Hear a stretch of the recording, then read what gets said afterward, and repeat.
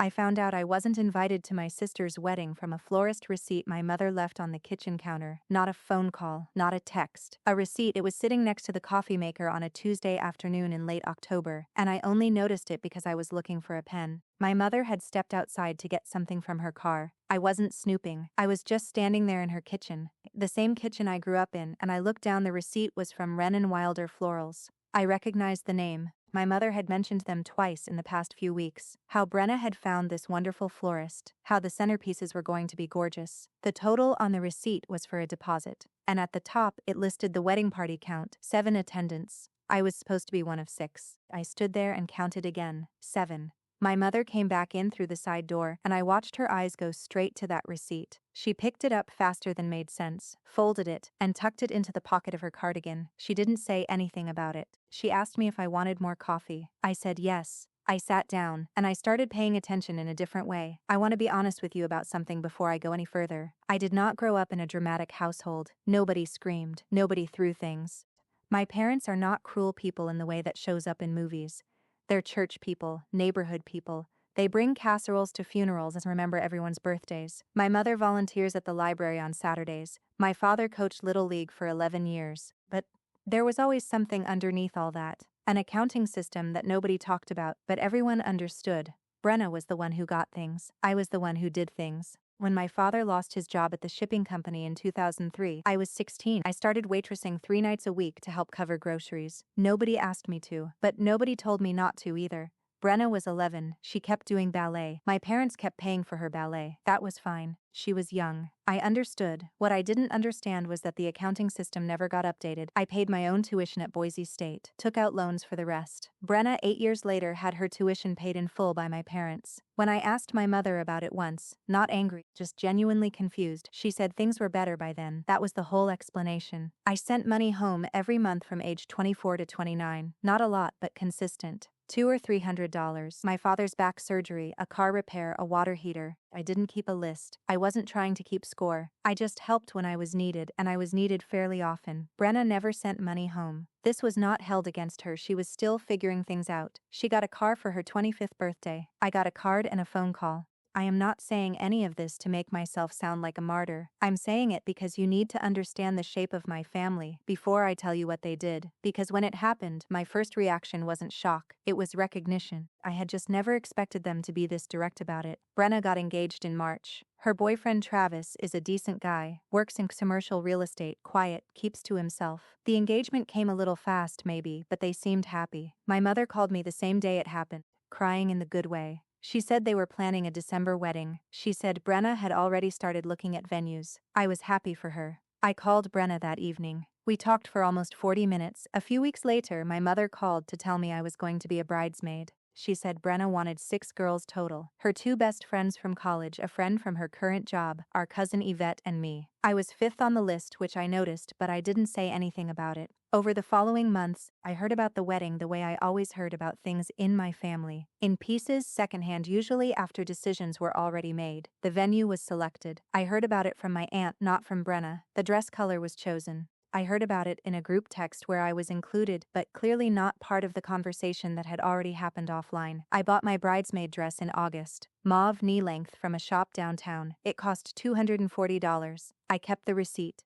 Then the calls got quieter. In September, Brenna stopped texting back as fast. When I asked her once about rehearsal details, she said they were still working it out. My mother, when I brought up the wedding, started changing the subject. Not obviously, just gradually. She'd answer, and then immediately pivot. Oh, by the way, did I tell you about the Sandersons' new house? That kind of thing, I noticed. I didn't have a theory yet. I just noticed that Tuesday in October, I had driven over to my parents' house to drop off some documents my father needed for his tax preparer. He'd asked me twice to make copies because their printer was broken. It was a 15-minute stop. I had no reason to stay long. When I came into the kitchen to set the copies on the table, I saw the receipt, 7 attendants. The date listed on the receipt was December 14th. That was the wedding date. And the florist had broken down the order by table, by attendant, by specific arrangement, 7 names. I could only read the receipt for about 4 seconds before my mother came back in. But I caught what I caught. I didn't see my name. I saw Yvette's name, which was fine. She was always in the wedding. I saw 2 names I didn't recognize. I saw a name that started with K. Could have been Karen, or Kara, or someone else entirely. I did not see Corinne. I sat in my mother's kitchen for another 40 minutes, drinking coffee I didn't want, listening to her talk about the centerpiece colors, and I watched her avoid my eyes. On the drive home, I went through every possible explanation. Maybe I misread the count. Maybe the florist listed it differently. Maybe there was a +1 somewhere in the arrangement line items that added an extra number. Maybe I was still in the wedding and this was just a vendor error. I almost talked myself out of it. Then I thought about how fast she grabbed that receipt. If you have ever been the kind of person who notices things, you know that you don't always go looking for proof. Sometimes proof finds you because you're already paying attention. 2 days after the receipt, Brenna sent a message to the wrong chat. She has a habit of this. She texts in multiple threads and occasionally crosses them. She once texted me a ment for her college roommate. We laughed about it at the time. This time was different. The message came into our regular sibling thread, just the two of us, on a Thursday morning. It said, "Tell Yvette the rehearsal dinner is at 6:30, not 6, and remind her she needs to bring the revised attendant list to the coordinator." I read it 3 times, revised attendant list. I typed back, "I think you sent this to the wrong chat." She didn't respond for 11 hours. When she did, all she said was, "Sorry, ignore that." I didn't ignore it. I went back to August. I thought about the dress I bought. I thought about the receipt.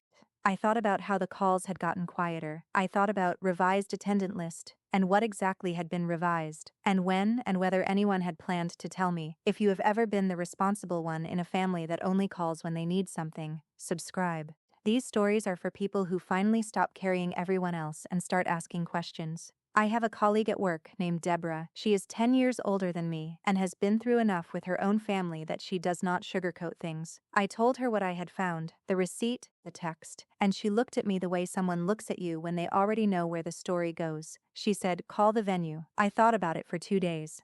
I went back and forth on it. It felt like the kind of thing you can't take back, the act of checking. Once you know, you know. I called the venue on a Saturday morning. I said I was confirming attendant details for the Aldridge Mercer wedding on December 14th. The coordinator I reached was young and friendly and not paying close attention to protocol. She pulled up the files. She said, "Oh, we had an update on that list about 6 weeks ago. Let me just confirm, are you replacing or adding?" I said, "I'm just checking the current list." She read me 6 names. Mine was not there. In the slot that would have been mine, there was a name I didn't recognize, Cassidy Park. I thanked her and hung up. I sat in my car in the parking lot of a grocery store and I did not cry. I was not surprised, which is its own kind of hurt. I thought about the dress hanging in my closet. I thought about the deposit receipt and my mother's hand moving fast. I thought about every family dinner where I sat at that table and quietly understood that I was not first but told myself it didn't matter, it mattered.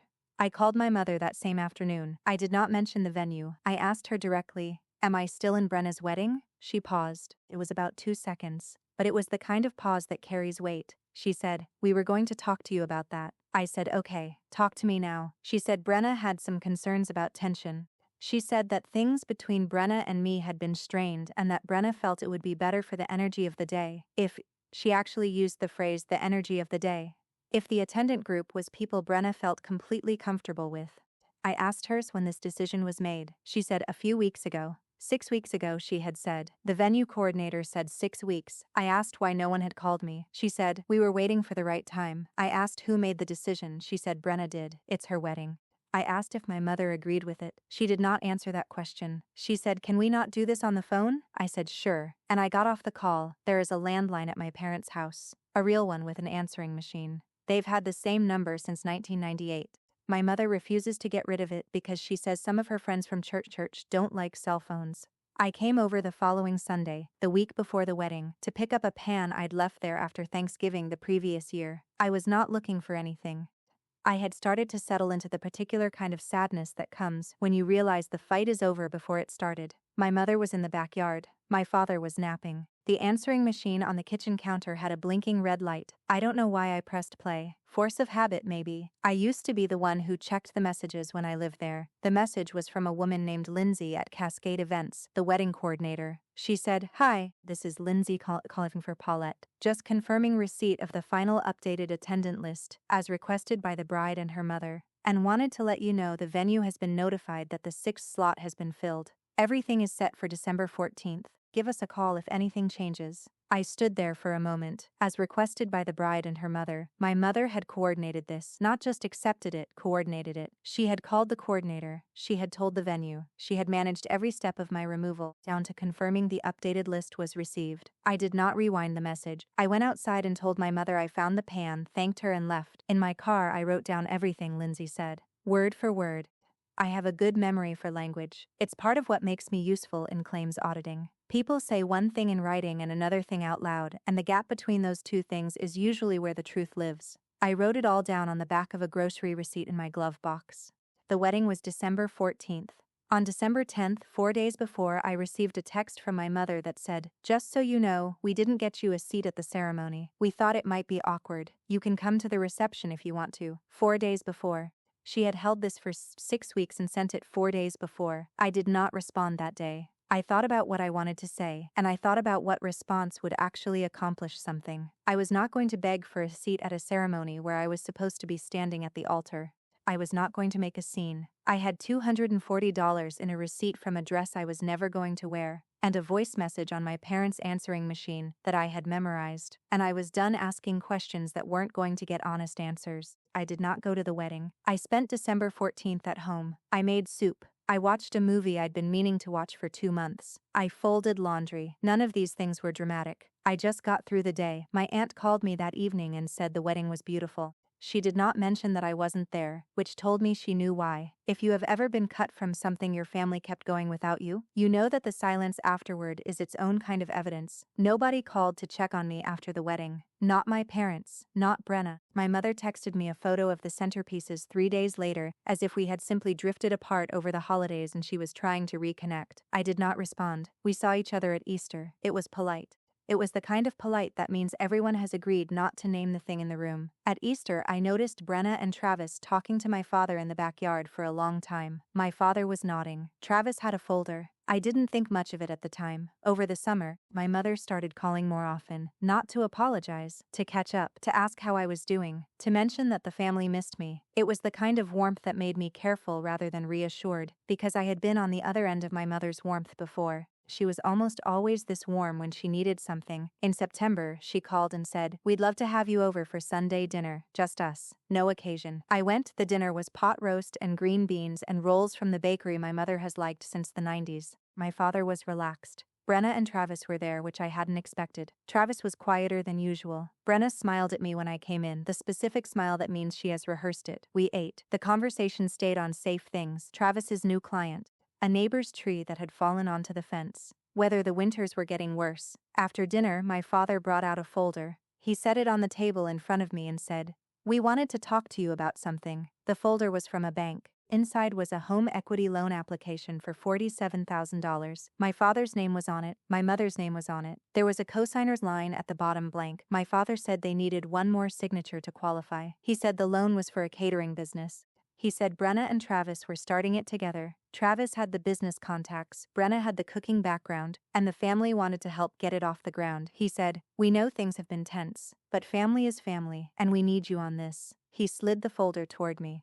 I looked at the loan amount. I looked at my father's name. I looked at Brenna, who was looking at the table. I looked at my mother, who was looking at me with the expression she uses when she is very sure she is about to get what she wants. I did not reach for the pen. I said, "Can I look at this for a minute?" I pulled the folder toward me and I opened it. Would you have signed it? If your family excluded you from a wedding and then came back 11 months later needing your name on a loan, what would you have done? Let me know in the comments. While I was looking at the loan documents, I asked for a pen. My mother said, "There's a drawer by the stove." I got up and opened the drawer. There were rubber bands, an expired coupon, 2 dead batteries, and a yellow legal pad. The top page had handwriting on it. I recognized it immediately. My mother's handwriting. She writes with very specific loops on her G's and a small left hook on every capital letter. She'd written a list down the left side of the page. Names. 6 names on one column, and next to each name a small check mark. The names were the original bridesmaid list. The one that included me. Below that list, in a different color pen, there was a second list, 7 names. And next to the 6th name, which was not mine, there was a note. Confirmed W. Lindsay, slot filled. My name was crossed out in the first list with a single horizontal line, not erased. crossed out. I stood at the drawer for a moment. Then I pulled the legal pad out and brought it to the table. My mother saw it first. Her expression did not change much. Her hands moved to her coffee cup. I set the pad down next to the loan documents. I did not say anything yet. I let my father look at it. He looked at the pad for a long time. My father said, "What is this?" My mother said that was for the wedding.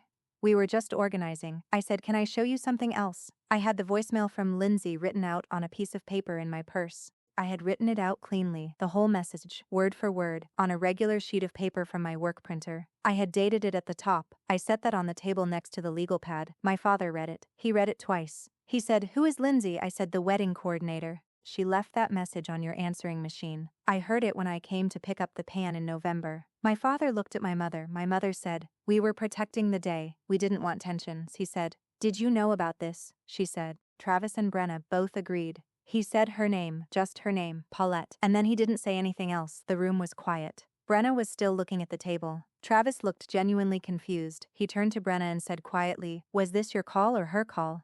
Brenna didn't answer him. I picked up the loan folder. I said, "I'm not signing this." My mother said, "Corinne." I said, "I bought a dress. I kept the receipt. I was removed from that wedding 6 weeks before it happened, and nobody told me until 4 days before, and nobody called me after. And now I'm sitting at this table being told that family is family," she said, "after everything we've sacrificed." I said, "I know, I've heard that. But I have a message from your wedding coordinator on paper that says you called and confirmed my slot was filled. That was not Brenna's call. That was yours." She did not have an answer for that. Travis said, "I didn't know any of this." Brenna said his name, soft and flat like a warning. He said it again. "I didn't know any of this." The dinner ended without anyone finishing their coffee. Travis left first. He stood up, thanked my father for dinner in a voice that had no warmth in it, and walked out. Brenna followed him. They didn't fight in front of us. I don't know what happened in the car, or when they got home. I only know what I learned later, which I'll get to. My father sat at the table for a while after they left. My mother cleared the dishes. She was very efficient about it, which is what she does when she wants to seem composed. My father said, "I didn't know she wasn't going to be in the wedding." My mother said, "You knew," he said. "I knew there were concerns. I didn't know you called the venue." She said, "I handled it." He said very quietly, "You handled our daughter." I had never in my life heard my father say anything like that to her. He does not confront, he accommodates. He has accommodated my mother for 43 years. He looked at me and said, "I'm sorry." I believed him. I also knew that sorry doesn't co-sign a loan. I took the legal pad with me when I left. My mother didn't try to stop me. I think she knew that arguing about it would only make things worse. Without my co-signature, the loan application went back to the bank incomplete. I know this because my father called me 3 weeks later. He was not calling to pressure me. He was calling because the bank had done a preliminary review and had questions about the business registration for the catering company. He said, "Did you know the business was registered in Brenna's name only?" I said, "No." He said, "Travis didn't know either. Apparently your mother helped Brenna file the registration back in August without involving Travis." I asked him what that meant. He said he wasn't sure yet. He said he was talking to an attorney. The catering business had been set up as a sole proprietorship under Brenna's name, without Travis's name on any of the founding documents. The home equity loan was meant to fund the startup. Travis had believed he was a co-owner. He was not. He had not been involved in any of the filings, had not signed any of the registration papers, and had not known the $47 Zuzano was coming from his in-laws' home equity rather than a shared savings account. My mother had planned all of it. She had registered the business, coordinated the funding, and arranged for a family dinner where the plan was to get my name on the loan before Travis had time to ask questions. The loan was denied. The business registration was eventually amended. I don't know the details of that, and frankly it wasn't my business anymore. Travis and Brenna's marriage did not end, at least not that I know of, but something shifted there.